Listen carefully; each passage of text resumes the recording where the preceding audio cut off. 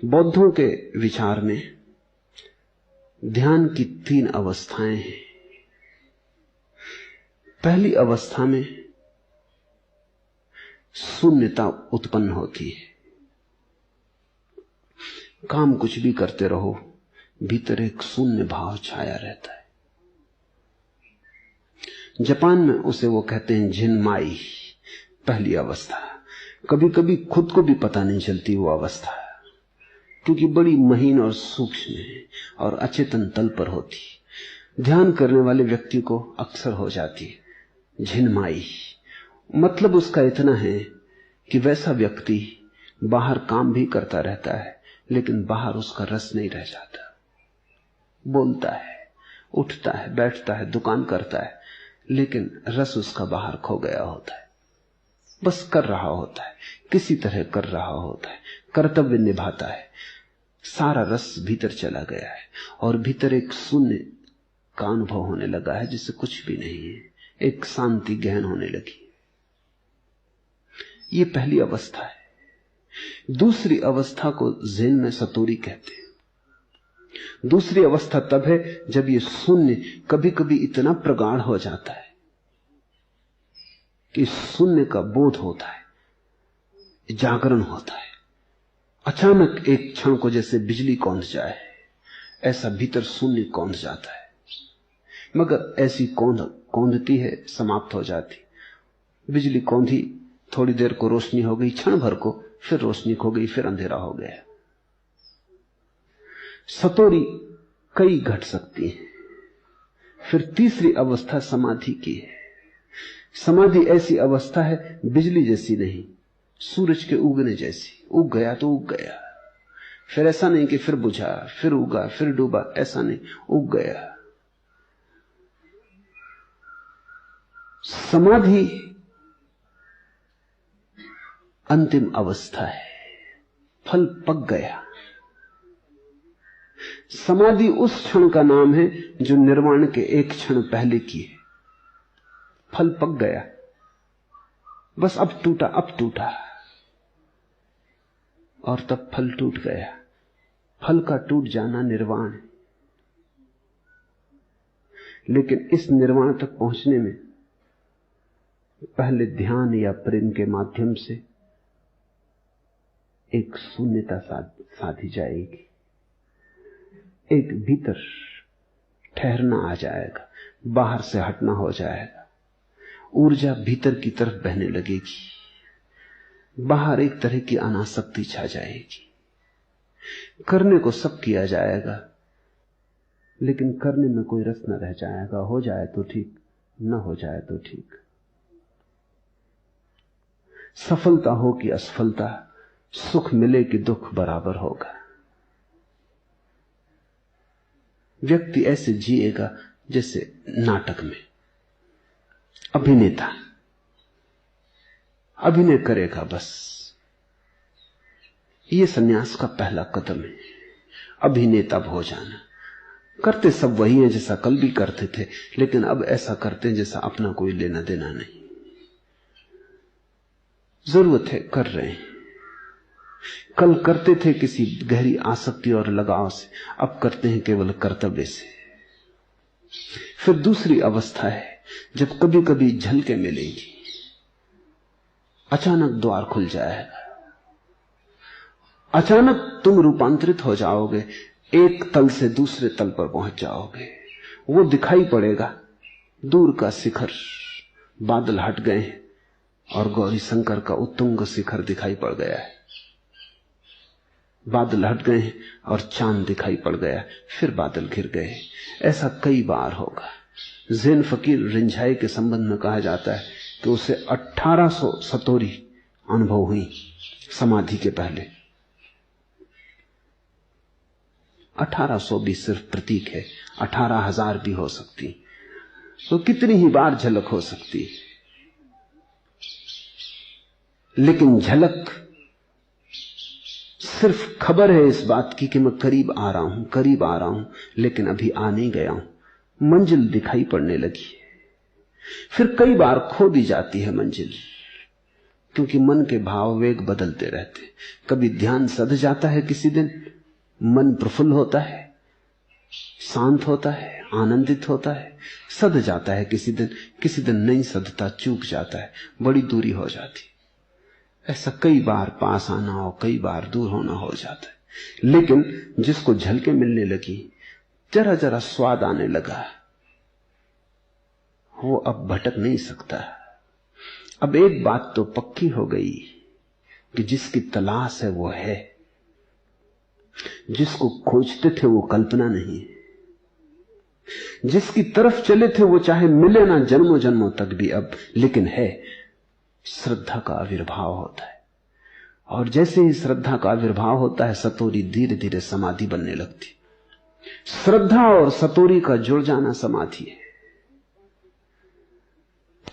एक बात तो पक्की हो गई, बिजली चमक गई अंधेरी रात में, दिखाई पड़ गया कि रास्ता है, और दूर मंदिर के कलश भी दिखाई पड़ गए। फिर बिजली खो गई, अंधेरा फिर हो गया, लेकिन अब एक बात पक्की है कि मंदिर है, उसके स्वर्ण कलश दिखाई पड़ गए। एक बात पक्की है कि रास्ता है, फिर टटोल रहे हैं अंधेरे में, मिले न मिले, कभी मिल भी जाए, कभी फिर भटक जाए, लेकिन रास्ता है, मंदिर है। अब चाहे जन्म जन्म लग जाएं, लेकिन हम व्यर्थ ही नहीं खोज रहे हैं। सत्य है, परमात्मा है, आत्मा है, निर्वाण है। और जैसे ही ये अनुभव होने लगता है कि है, वैसे वैसे कदमों का बल बढ़ जाता है, खोज की त्वरा बढ़ जाती, सब कुछ दांव पर लगा देने की हिम्मत आ जाती। फिर तुम मंदिर के द्वार पर पहुंच गए, सूरज उग गया, अब तुम द्वार पर खड़े हो, सब सीढ़ियां पूरी हो गई। ये समाधि की अवस्था है, प्रवेश के एक क्षण पहले।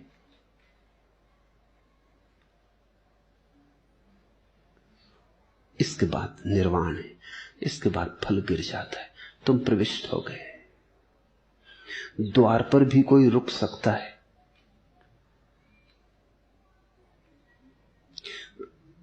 द्वार पर रुकने का कारण वासना नहीं होती, द्वार पर रुकने का कारण करुणा हो सकती। बुद्ध के जीवन में उल्लेख है, निर्वाण के द्वार पर वे आ गए, द्वार खोल दिया गया, लेकिन वो पीठ फेर के खड़े हो गए।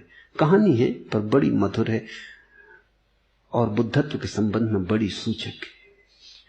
द्वारपाल ने कहा, आप भीतर आए, हम कितने युगों से आपकी प्रतीक्षा करते हैं, कितने युगों से आपका निरीक्षण करते हैं कि प्रति कदम आप आते जा रहे हैं करीब। बुद्ध ने कहा, लेकिन मेरे पीछे बहुत लोग हैं, अगर मैं खो गया शून्य में तो उनके लिए मैं कोई सहारा न दे सकूंगा, मुझे यहीं रुकने दो। मैं चाहूंगा कि सब मुझसे पहले प्रवेश हो जाएं निर्वाण में, फिर अंतिम में रहूं।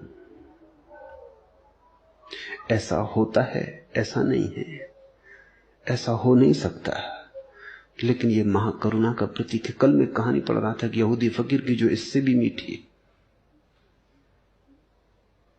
झुसिया नाम का हसीद फकीर मरा, वो स्वर्ग के द्वार पर खड़ा है, निर्वाण के द्वार पर।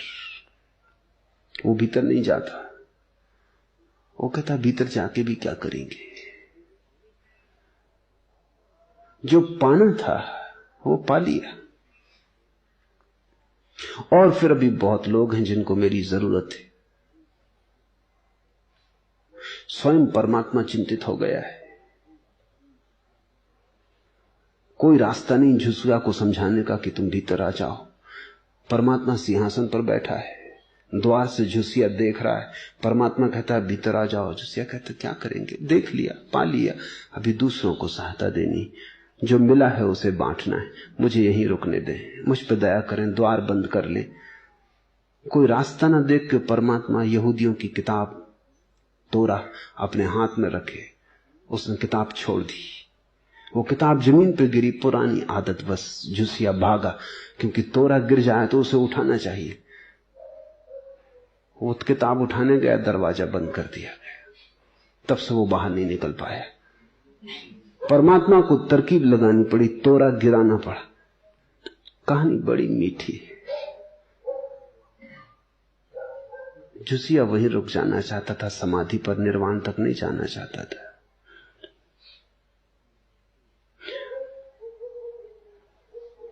लेकिन कोई उपाय करना ही पड़ेगा, समाधि पर कोई रुक नहीं सकता। फल जब पक गया तो गिरेगा ही। फल कितना ही चाहे, पर अब रुकने का कोई उपाय न रहा। पक जाना गिर जाना है, समाधिस्थ हो जाना निर्वाण हो जाना है। पर निर्वाण के पहले ये 3 घटनाएं घटती हैं। पहले एक सातत्य बनता है भीतर अचेतन मन में, फिर चेतन में झलकें आनी शुरू होती है, फिर कोई द्वार पर खड़ा हो जाता है, फिर सब खो जाता है। फिर न जानने वाला बचता, न जाना जाने वाला बचता, न ज्ञाता न ज्ञेय, न भक्त न भगवान। फिर वही रह जाता है जो है। कृष्णमूर्ति जिसे कहते हैं दैट विच इज, वही रह जाता है जो है, निशब्द अनिर्वचनीय। वही मंजिल है, वही पाना है। पाने के 2 उपाय मैंने तुमसे कहे, या तो प्रेम से संभव हो सके, तो प्रेम का रास्ता बड़ा हरा भरा है। वहां इंद्रधनुष हैं और फूल खिलते हैं और झरनों में कलकल नाद है और गीत का गुंजार है और नृत्य भी है। अगर नहीं तो ध्यान का मार्ग है। ध्यान का मार्ग थोड़ा मरुस्थल जैसा है, उसका अपना सौंदर्य है, उसकी अपनी स्वच्छता है, उसका अपना विस्तार है, लेकिन थोड़ा रूखा सूखा है। वहां काव्य नहीं, हरियाली नहीं, मरुद्यान नहीं। पर प्रत्येक को अपने को ध्यान में रखना है कि उसको कौन सी बात ठीक पड़ेगी। स्त्रीण चित्त प्रेम के मार्ग से जा सकेगा, और कई पुरुषों के पास स्त्रीण चित्त है, वे भी प्रेम से ही जा सकेंगे। पुरुष चित्त ध्यान से जा सकेगा, और कई स्त्रियों के पास पुरुष चित्त है, वे भी ध्यान से ही जा सकेंगी। इसलिए शरीर से स्त्री और पुरुष होने पर ध्यान मत देना, अपने चित्त को पहचानने की फिक्र करना। कहीं ऐसा न हो कि तुम जा सकते थे प्रेम से और ध्यान की कोशिश करो, तो फिर तुम सफल न हो पाओगे। तुम्हारे स्वभाव के विपरीत कुछ भी सफल नहीं हो सकता। इसलिए मार्ग पर साधकों के लिए सबसे बड़ी जो बात है वो यही जान लेना है कि उनका क्या प्रकार है। और इसलिए गुरु अनिवार्य हो जाता है, क्योंकि तुम कैसे पहचानो कि क्या तुम्हारा प्रकार है। अपने से इतनी दूरी नहीं कि अपना निरीक्षण कर सको। कोई चाहिए जो रास्ते से गुजर चुका हो, कोई चाहिए जो तुम्हें दूर से खड़े होकर देख सके और पहचान सके और तुमसे कह सके कि तुम्हारा प्रकार क्या है। क्योंकि सबसे बड़ी बात वहीं घटती है। अगर प्रकार ठीक तालमेल खा गया तो जो जन्मों में नहीं घटता वो क्षणों में घट जाता है, और अगर तुम प्रकार के विपरीत चेष्टा करते रहे तो जो क्षणों में घट सकता था वो जन्मों में भी नहीं घटता है। मेरे अनुभव में, मेरे देखने में, तुम अपने पापों या कर्मों के कारण इतने नहीं भटकते हो जितना गलत विधि चुनने के कारण भटकते हो। अनुकूल को चुन लेना बड़ा आवश्यक है। प्रतिकूल को चुनना ऐसा ही है जैसे कोई गुलाब का फूल कमल होने की कोशिश कर रहा हो। वो कमल तो हो ही ना पाएगा, गुलाब भी ना हो पाएगा, क्योंकि कोशिश में सब ऊर्जा व्यर्थ हो जाएगी। गुलाब का फूल गुलाब ही हो सकता है, कमल का फूल कमल ही हो सकता है, मगर ना तो कमल का सवाल है ना गुलाब का। असली सवाल खिल जाने का है। प्रेम से खिलो कि ध्यान से खिलो, कोई फर्क नहीं पड़ता।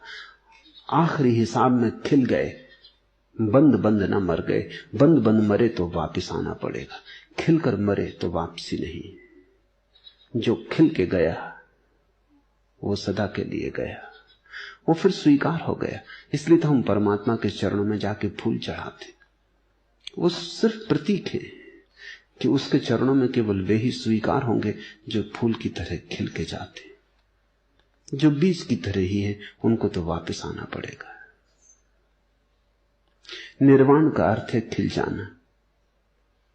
जो भीतर था वो प्रकट हो गया, जो अनभिव्यक्त था वो अभिव्यक्त हो गया, जो गीत अनगाया पड़ा था वो गा लिया गया, जो नाच अननाचा पड़ा था वो नाच लिया गया। जिस दिन भी तुम्हारी नियति पूरी हो जाती, तुम सौरभ से भर जाते हो, तुम्हारी पखड़ियां खिल जाती, उसी दिन तुम स्वीकार हो जाते हो। तुमने अर्जित कर लिया मोक्ष, तुमने कमा लिया मोक्ष। अस्तित्व अपनी बाहें फैलाकर तुम्हारा स्वागत करता है।